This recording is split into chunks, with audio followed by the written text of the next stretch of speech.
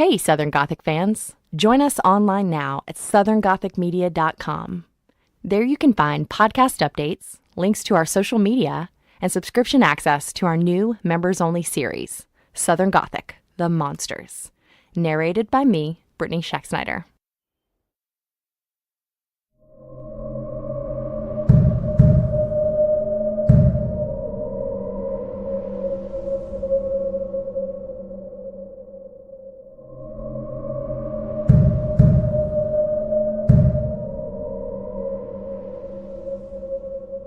Southern Gothic, as a literary genre, emerged from the influences of the wildly successful and enduring literary masterpieces of authors like Bram Stoker, Mary Shelley, and Edgar Allan Poe.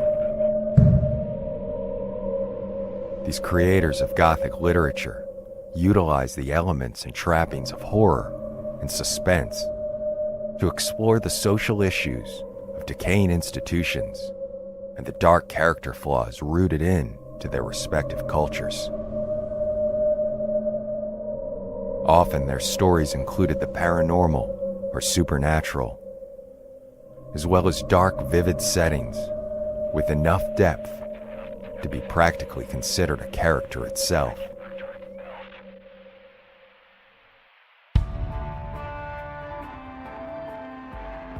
Of course, the Gothic genre was a natural fit for Southern writers during the early 20th century. Writers who had been raised on stories of the War of Northern Aggression, as told by their Reconstruction-era parents.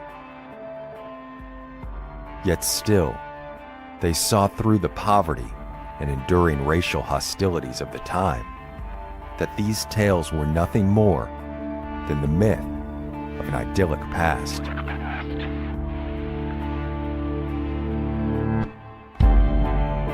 Folks like Eudora Welty, Flannery O'Connor, and Tennessee Williams. But no author loomed as large in the genre as the prolific Mississippi native, William Faulkner. A man whose fascination with the Gothic aesthetic was so profound that upon one of his first life successes, he purchased a home whose history and character were practically the embodiment of his literary themes.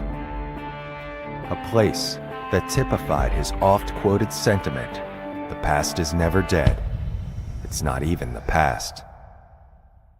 My name is Brandon Schexnayder, and you are listening to Southern Gothic.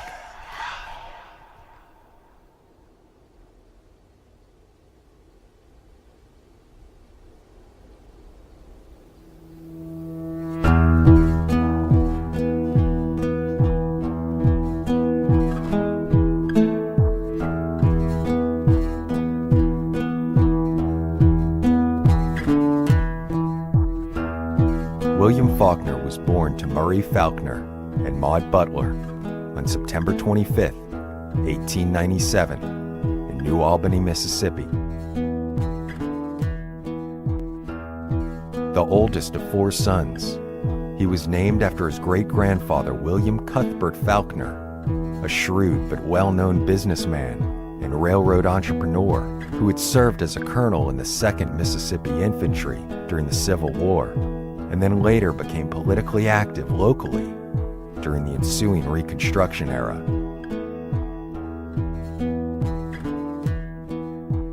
Despite the man's murder in 1889 by a former business partner 7 years prior to William's birth, his legacy loomed large in the Faulkner family. Telling stories about the old colonel, as he was affectionately known around Mississippi, was one of the family's favorite pastimes. These tales sparked in William an early love for storytelling, giving him insight into the world of the Southern aristocracy and the difficulties of life during Reconstruction, themes that he'd eventually explore in great detail.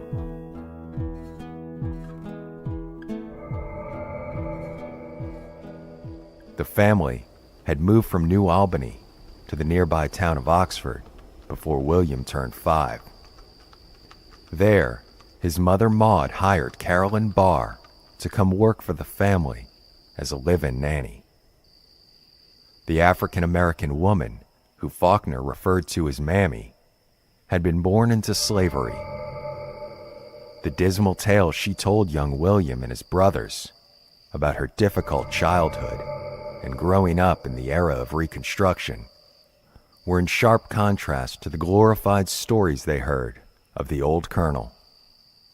And it's well documented that Barr's influence on William was the catalyst for his fascination with the politics of sexuality and race.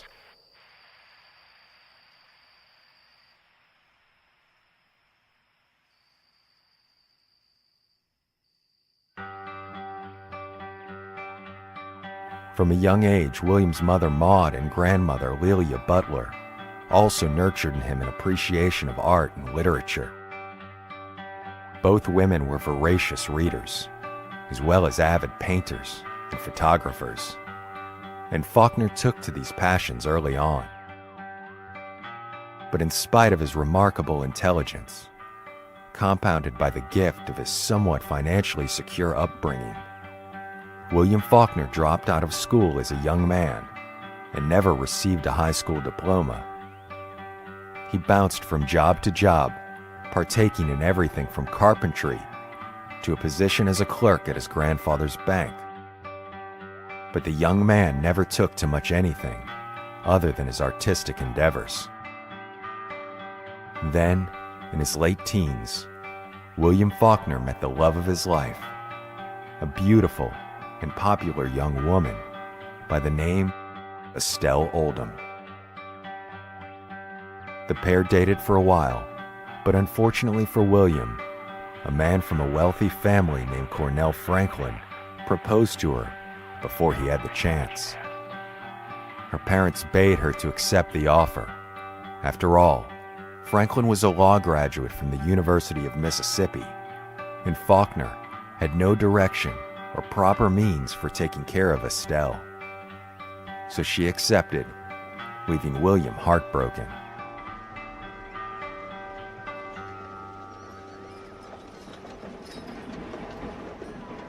William left Mississippi and moved in with his mentor Phil Stone, a New Haven, Connecticut-based attorney who supported the young writer's poetry.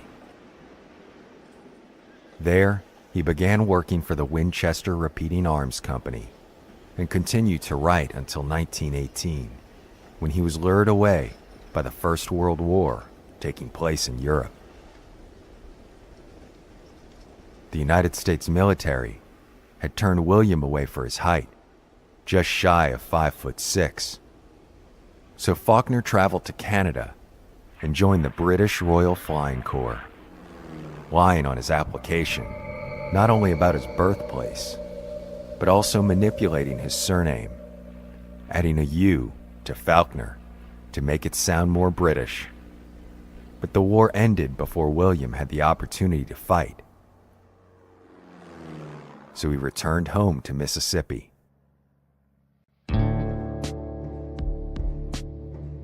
There, he made a brief and unsuccessful attempt to continue his education at the University of Mississippi, but he also continued writing.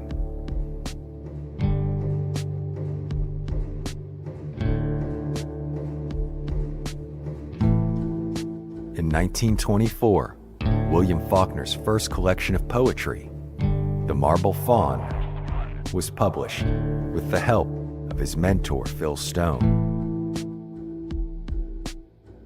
So Faulkner headed southwest to New Orleans, drawn to the Crescent City, not just for the obvious aesthetic reasons, but to write for a literary magazine there. The following year, he sold his first novel, Soldier's Pay, with the help of his close friend and fellow novelist Sherwood Anderson. But Anderson made a much more important impact on the young writer, who soon took off to live in Paris for a few months.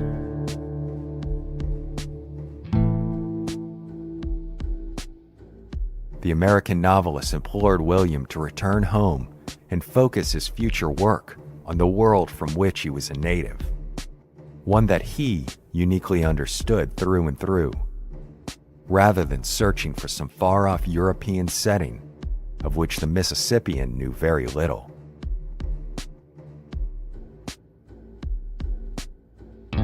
Fortunately, Faulkner heeded his advice, and in 1927, he completed his first novel set in Mississippi, called Flags in the Dust.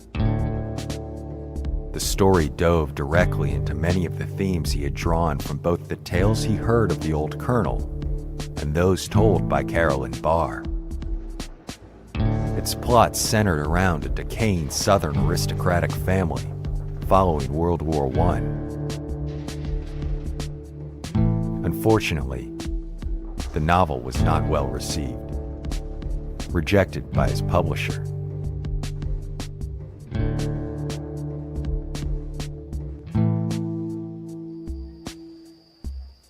But it was, however, Faulkner's first foray into the fictional Yoknapatawpha County, a setting directly influenced by his own experiences in real-life Lawrence County. He would return to Yoknapatawpha time and time again in his future writings, shaping it into a uniquely Southern universe, complete with its own geography, history, and interrelated narratives.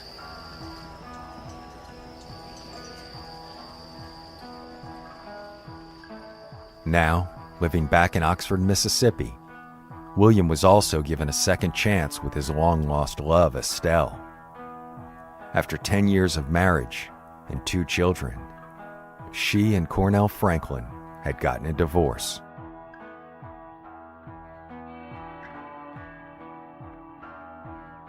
So in April of 1929, the same year he would release The Sound and the Fury, William Faulkner married Estelle Oldham.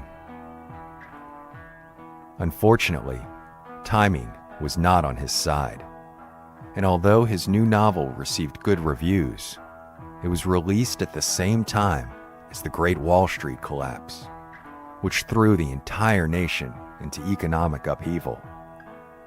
As a result, The Sound and the Fury did not garner much financial success. So in an attempt to support his family, Faulkner began working night shifts at the university to fill the gaps in his writing income. It was while working these late nights that he was able to write his next novel, As I Lay Dying. The following year, upon publication of this novel, William Faulkner purchased a home for his family. A home where he'd go on to pen many more of his literary masterpieces. A home where he'd spend the rest of his life. And a home that some even believe his spirit still inhabits. He called it Rowan Oak.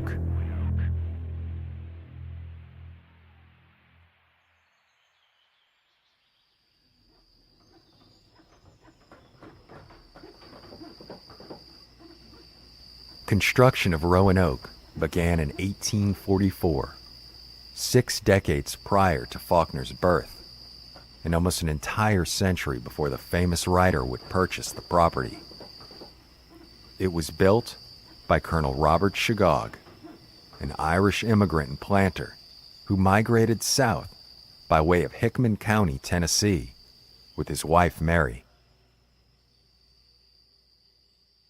The couple settled in northern Mississippi on land that had been ceded to the United States by the native Chickasaw tribes in the 1832 Treaty of Pontotoc Creek. There, he built a profitable plantation in the countryside near Batesville, but Shigog chose to build his family's residence in the frontier town of Oxford. This small southern settlement of less than 500 had been named as such as a bold reference to the esteemed British university, the town's founders hoping to establish the new development as the center of higher education in the state. And by 1841, the Mississippi State Legislature granted them that wish, and the University of Mississippi, or as it's now known, Ole Miss, opened its doors there 7 years later.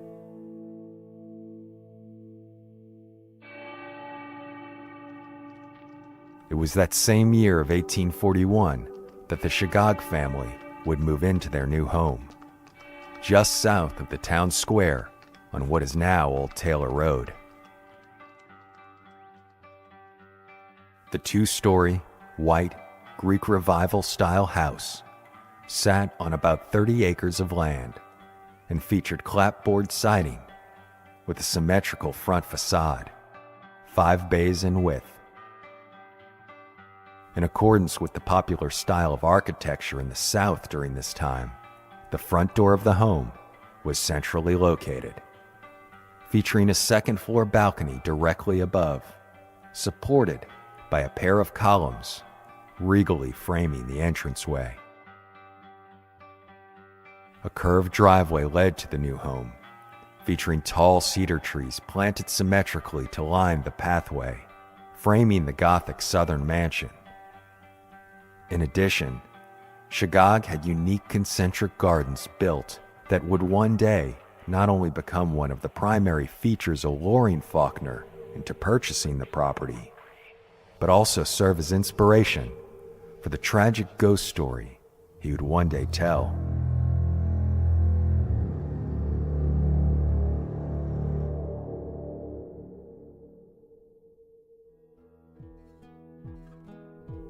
Colonel Shagog resided in this beautiful southern mansion for only a little more than a decade before he himself passed away in 1860. He died an incredibly wealthy man who owned over 6,000 acres of farmland in Mississippi and about 90 slaves. His widow Mary and their surviving children remained for yet another decade after his passing.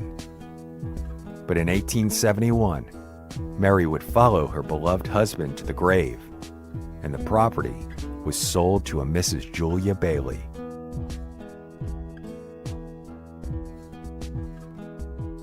Julia resided there on Old Taylor Road for the rest of her life, eventually passing on the home, which became known locally as the Bailey Place, to her unwed daughter Ellen, who also continued to live there until her own death in 1923.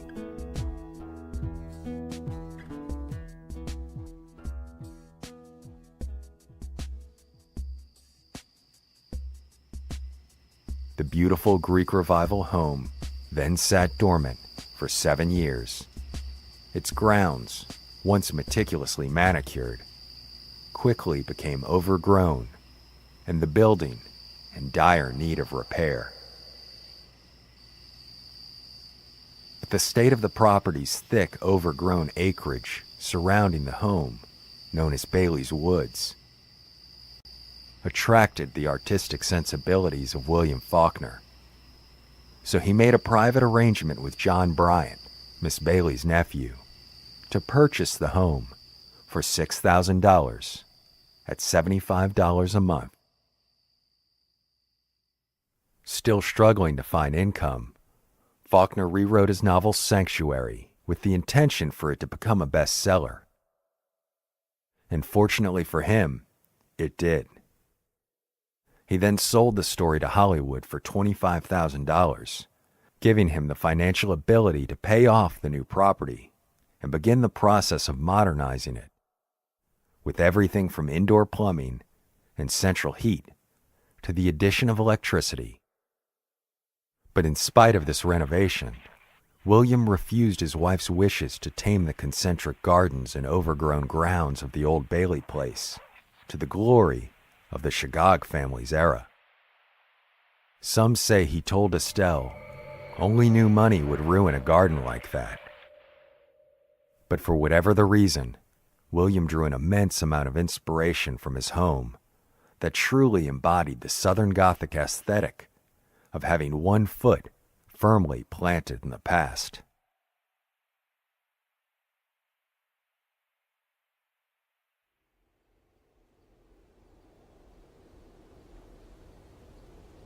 Faulkner christened the home with the name Rowan Oak, a nod to the Celtic legend of the Rowan tree, which was believed to hold magical powers of safety and protection. The word oak was merely added for a little southern charm, because in reality, the surrounding Bailey's Woods was populated mostly by cedar, cypress, and magnolia trees.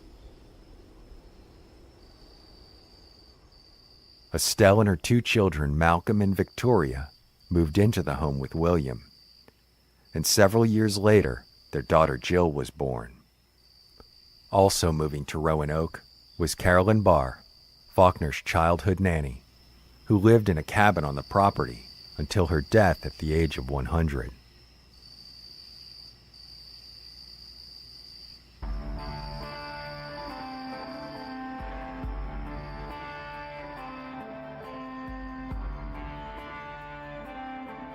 It's said that Faulkner wrote literally all over the property. Classic and timeless works were born at Rowan Oak. Novels such as Absalom, Absalom, Light in August, and Go Down Moses.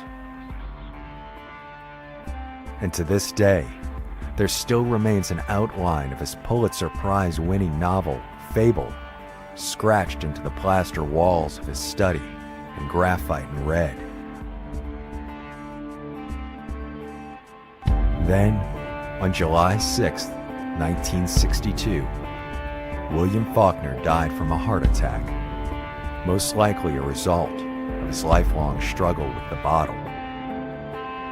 Over the years, many have claimed to have seen Faulkner's spirit wandering at Rowan Oak, writing on the walls of his study. But the prolific author left no creative stone unturned in life, giving Rowan Oak its very own spirit, a ghost by the name of Judith.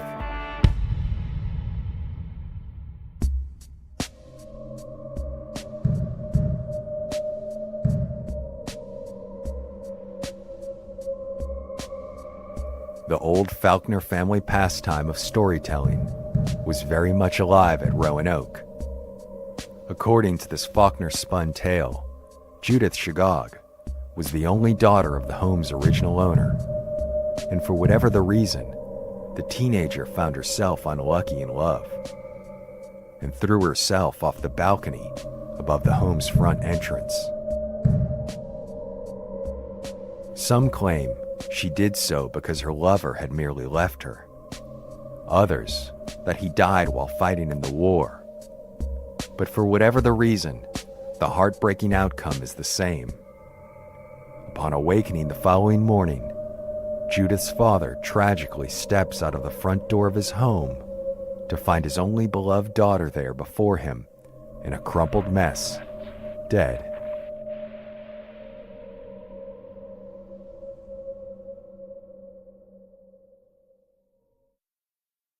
The story then goes on to say that the old colonel and his wife buried the girl in one of the beautiful, well-manicured concentric gardens, of which he took so much pride. The same gardens that Faulkner had intentionally left untended and overgrown.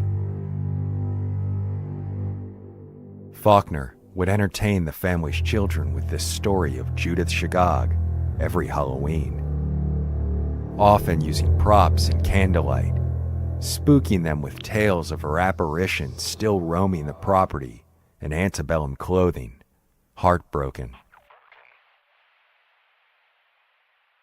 Of course, while numerous tellings of the story do exist, one even documented by the niece he raised, Dean Faulkner Wells, Judith is absolutely nothing more than a figment of Pappy Faulkner's imagination, most likely meant to keep the kids from playing on the dangerous second-floor balcony of Rowan Oak. The previous owner did in fact have many children, but none were named Judith.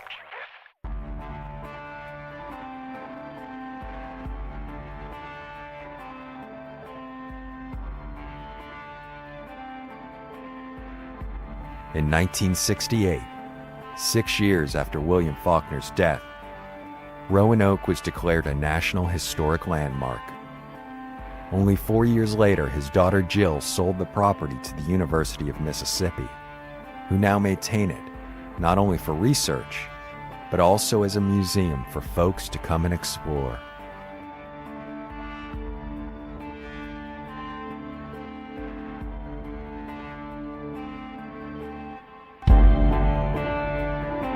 And while some visitors claim to see Faulkner's spirit still wandering the grounds of Rowan Oak, it's much more likely that this home isn't as much haunted as it is merely a literary landmark whose historic life served as an inspiration to a prolific American writer as he birthed a uniquely Southern literary genre.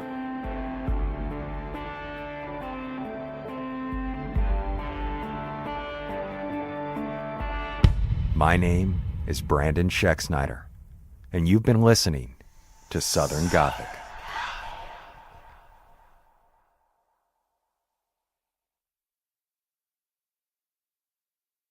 Southern Gothic is an independently released podcast with all content and music written and produced by Brandon Scheck-Snyder. To keep up with future episodes, subscribe today on Apple's podcast app, Stitcher, Spotify, or wherever you're listening now.